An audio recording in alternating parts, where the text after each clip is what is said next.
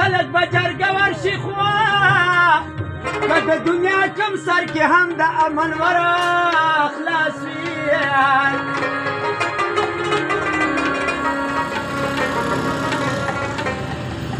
یا تر هغې بدي کا پر وطن کې جن روان وي تر څو چې دلته د جنت ستاسو سندر خلاص وي